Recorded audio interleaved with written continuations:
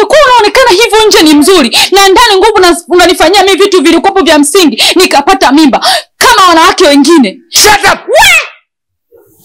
Unanipanda kichwani? Sikupandi kichwani, na kueleza ukweli mume wangu. Unanichosha, naumia mimi. Mimi ni mume wako, nitabaki kwa mume wako. Na ndo nabeba azima baba yako mzazi. Chakupewa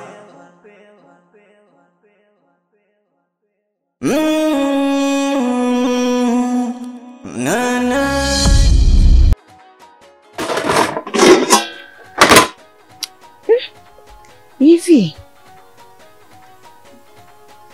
kaka nikamfuate nyumbani kwake kweli? Ngoja nimpigie simu. Sio atapatikana.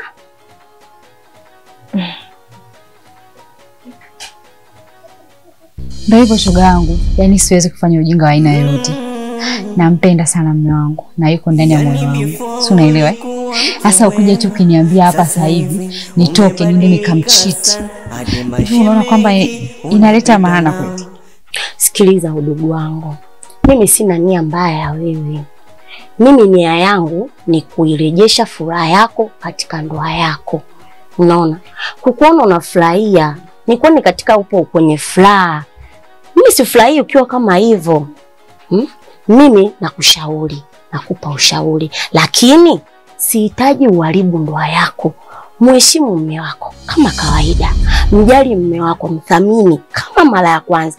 Lakini kipindi hicho ukiangalia au ukitafuta suluhisho wa tatizo lako ni nini? Halo kaka. Salama, shikamo. Marahaba za huko. Salama kaka. Kaka Naam. Nilikuwa nakuomba hapa nyumbani mara moja na mazungumzo na wewe. Mazungumzo gani tena haya? Kakaangu, mazungumzo tu ya kifamilia kakaangu. Mbona unakuwa hivyo?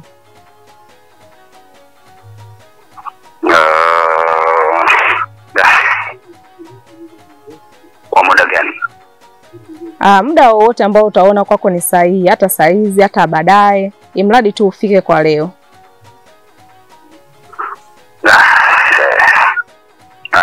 Sawa, nimekuelewa. Sasa uniambie sawa nimekuelewa afu usije, yani bora hata uniambie kaka, kama itashindikana mimi hata nyumbani nitakuja. Nimesema nakuja. Haya kaka. Haya sawa. Huyu ndugu yangu mimi huyu.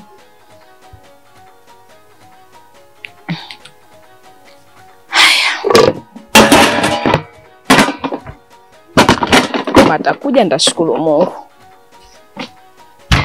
Nimekuelewa rafiki yangu. Lakini naomba unisaidie. Hili jambo tunaloongelea hapa, asije mtu aina yoyote akajua. Isije kaje kavunjika ndoa yangu kwa kupitia hili jambo. Nimekuelewa unachokisema. Wala hata usijali kwa hilo. Mimi ndo nilokupa ushauri. Alafu tena leo hii tena wakati mimi napendezewa ukiwa na furaha au ndoa yako ikuwa na amani. Leo hii tena nitoke tena nianze tena kusema kweli kitu cha namna hicho, usiofu. Sawa, hamna shida. Nitajitahidi. Nakuomba kitu. Endelea kutunza siri yangu.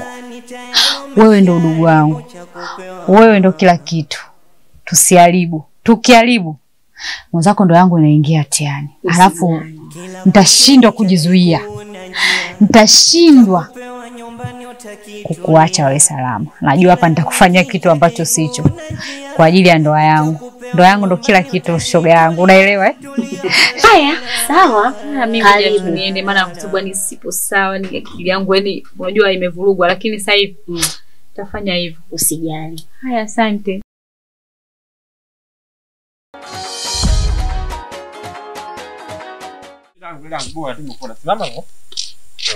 Kwanza Balia. Unajua katika kitu ambacho mimi leo kimeniumiza sana. Kitu gani tena?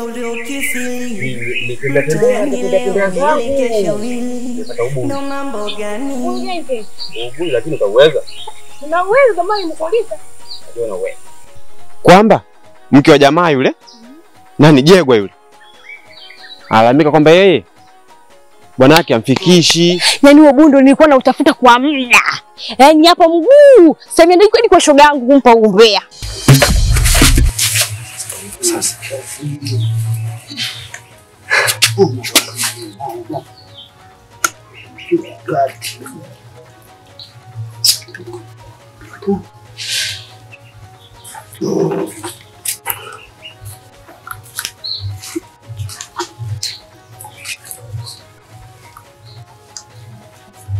Karibu. Karibu. Oh, karibu mwana. Karibu. Marahaba ya. Nzuri. Nyumbani. Salama. Nakupotea. Safi. Sasa kwa hapa tutakuja hata simu kunipigia mwanangu. Tuache. Mwanangu, mimi nimefurahi. Tumeongea yale. Lakini sasa nilisahau kukuonyesha mwanangu eneo hilo. Umeliona mikokoa na nini? Ungekuwa unakuja asira acha. Hii mali yenu. Matatizo mengine ya nini? Angalia kuna hii miwese, migomba hiyo, nini. Lakini nakuona, lakini leo nimefurahi. Sasa mimi kuelewa baba. Shida lolote njoo. Donata. Abe baba. Njoo. Sawa. Kaka huyo.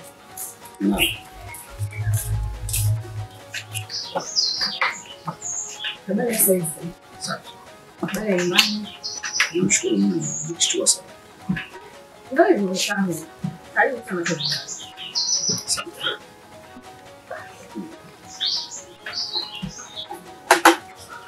Bwana kaka, hapa kama nilivyokuelekeza, mzee mimi nilikaa naye, alinielekeza juu ya kifo cha mama. Lakini akaniambia kwamba mpigie simu na nani? Na kaka yako. Umuelekeze ili nikae naye, nijaribu kukaa naye nimuelekeze kama nilivyokuelekeza wewe. Nikasema basi haina shida, maana nimekuita hapa kakaangu. Imani yangu inanipa wewe ndo sababu ya kifo cha mama yangu. Na sikuwa na sababu za kukutenga kwa sababu wewe pia naye ni mzazi wangu. Lakini umeshindwa kutambua umuhimu na usamani wa mama yangu. Kwa sababu kama ulijua mama ana pressure, kwa nini ulimsababishia tatizo la pressure? Yaani unajua mtu ana pressure, alafu unamuongezea maneno ambayo unajua yatampelekea kumuondoa uhai wake. Kwa nini sasa? Kwa nini baba? Sasa tuelewe, tatizo si mwanaume, si mwanamke mwenyewe, yaani shida tupu. Watoto 2000 sasa hivi pesa mbele. Upo. Hapo nataka niache tu niende kwa shoga yangu huko, maana naona kama nipotezea muda. Lakini asante kwa story hii. Furaha yako ya jana leo haipo. Mtaani tayari umeshalipo. Furaha yako ya jana leo haipo. Mtaani tayari umeshalipo cha kupewa.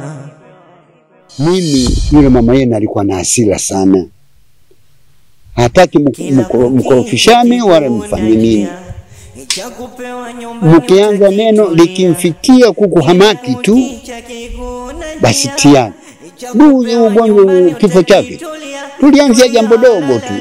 Mimi kumuuliza tu, sasa kwa nini umechelewa mpaka saa hizi? Sasa kuchelewa kwa sisi mpaka ukasirike, mimi umeniuzi.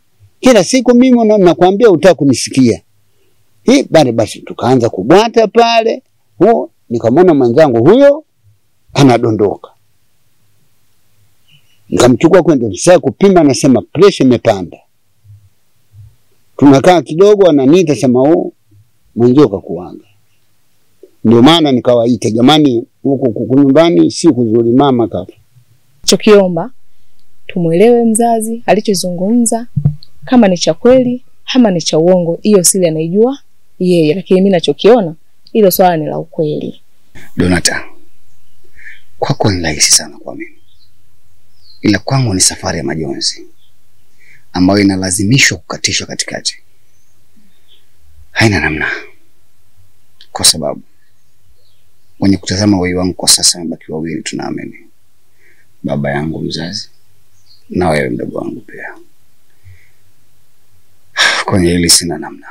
Alafu mbona nakuona uko sawa kakangu, na sijakuzoea kabisa hivyo? Wala usijali mdogo wangu.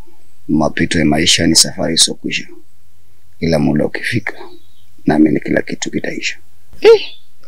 Je, ulishawahi kwenda kwa wataalamu ama kanisani kwenye maombi ama kwa mashehe? Ulishawahi kwenda?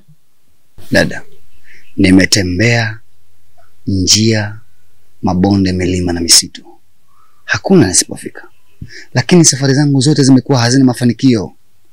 Nimekuwa mtu wa kufanya safari, kuhangaika, kusurubika pasipo na mafanikio aina yoyote. Na sijui hatima ya hili. Na ndio maana muda wote nakuwa mtu mwenye mawazo pasipo kupungua. Unasikia? Haya mambo ya kusema wewe una matatizo nyumbani ya mtoto, yani na maana mkeo bila kupata mimba una miaka karibu 10 na ngapi saizi. Lakini wewe ukajifanya wewe ndio baba, wewe ndio una uwezo wa kufanya kila kitu. Unahangaika bila kuniambia baba. Yule mkweo nilimchukua ni muda mrefu sasa. Mpaka sasa hivi hamna kitu. Mimi na wewe tungekaa tukajua la kufanya. Sasa unahangaika huko, unahangaika.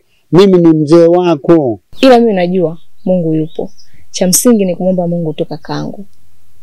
Ujali kumomba Mungu, hayo yote yataisha. Wala usijali mdogo wangu. Mapito ya maisha ni safari isiyokwisha. Ila muda ukifika, naamini kila kitu kitaisha. Wala usijali.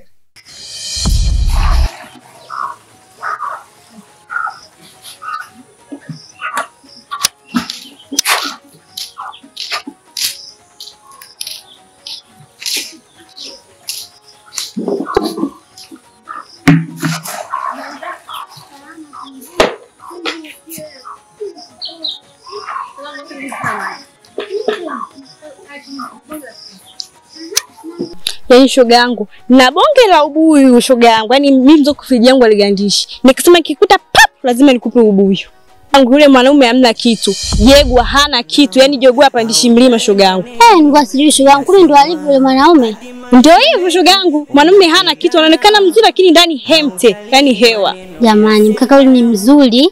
Yaani ukimuona yani utampenda wewe mwenyewe. Pole yao.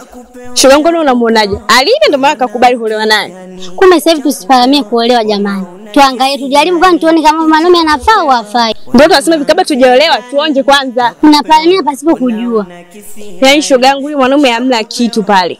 Alafu sasa yule mdada yule yeye ndo kwanza kututangazia shoga yangu. Kwani nilipopata na shida yako umekaa sana kwenu. Na sisi inabidi tujaribu kama ni kweli au uongo. Shoga yangu tutakosa kujaribu. Mimi lazima nijaribu. Nikimwona tu siku njana lazima nimuite baba na mtongoza mimi mwenyewe.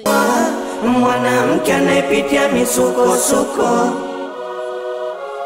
ichakupewa. Mwanamke anayepitia misukosuko ichakupewa. Mwanamke anayepitia misukosuko